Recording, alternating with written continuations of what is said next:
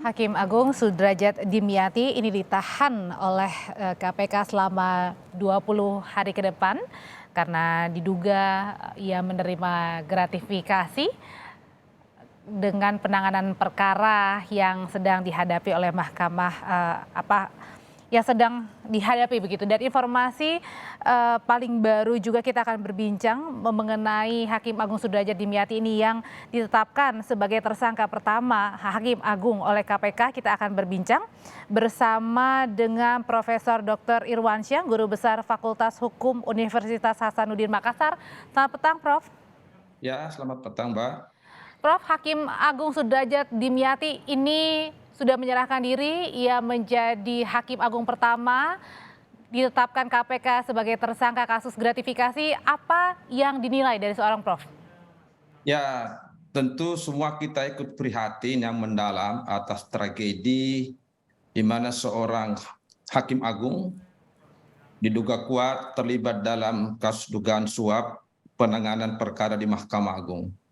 Tentu ini menyulitkan di tengah keinginan kuat menjadikan peradilan maupun lembaga peradilan tertinggi Mahkamah Agung sebagai peradilan yang bersih, berwibawa dan dipercaya masyarakat. Ya, sebenarnya kasus ini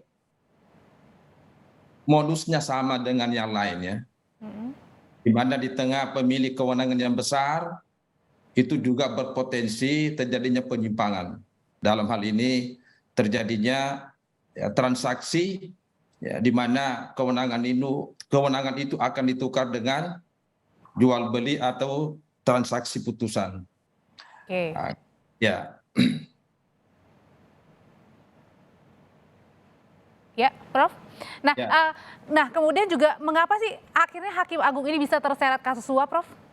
Ya, sebenarnya kalau kita lihat modus operandinya itu melibatkan paling tidak tiga ya. Ada pihak yang berperkara, ya, kemudian ada pihak pemegang kewenangan dalam hal ini Hakim Agung, dan ada perantara. Oke. Aspek tersebut ada yang sifatnya internal. Inilah yang sesungguhnya beroperasi sehingga pihak yang hendak membalikkan keadaan ya dengan mengajukan kasasi dan berharap putusan itu bisa berbalik ke arah mereka, tetapi dengan cara menghalalkan segala cara. Nah, ketika kehendak itu menghalalkan segala cara, juga diamini oleh pihak pemegang kekuasaan atau hakimnya ini. Jadi ketemunya di situ. Ya. Oke, jangan-jangan ini juga sudah sering dilakukan, Prof? Ya, kalau kita lihat kejadiannya ini pertama, pihak peradilan yang lebih di bawah ini sudah sering terjadi. Dan selalu ada keterlibatan pihak internal. Ya misalnya katakanlah staf dan panitera. Mestinya ini sudah menjadi warning bagi pimpinan bagaimana membuat sistem pengawasan, bagaimana mencegah timbulnya kejadian ini kemudian. Ya, itu situ problemnya sebenarnya. Jadi pihak Mahkamah Agung harus menjadikan ini sebagai momentum pertama, ya tentu berbenah ya.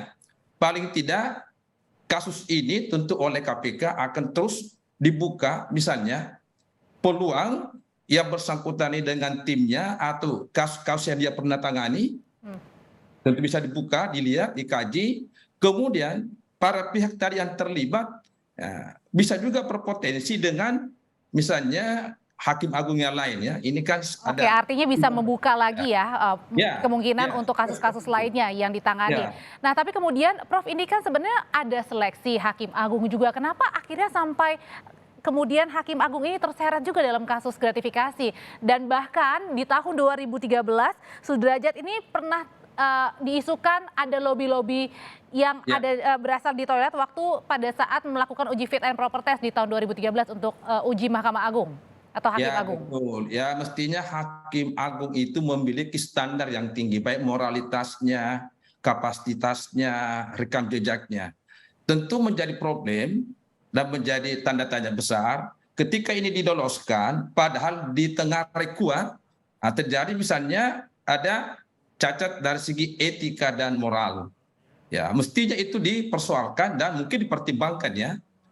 Berarti salahnya, kelirunya mungkin bisa saja dari awal, Prof, Ya, ketika ini pemilih. mestinya ketika dari awal ada kekeliruan, ya tentu ini berpotensi terjadi pelanggaran karena pelanggaran etik dari awal itu berpotensi terjadi juga pelanggaran etik dan pelanggaran hukum Meskipun dan waktu itu ternyata diputus betul tidak terjadi. bersalah ya, Prof ya? Ya, dan betul terjadi ya.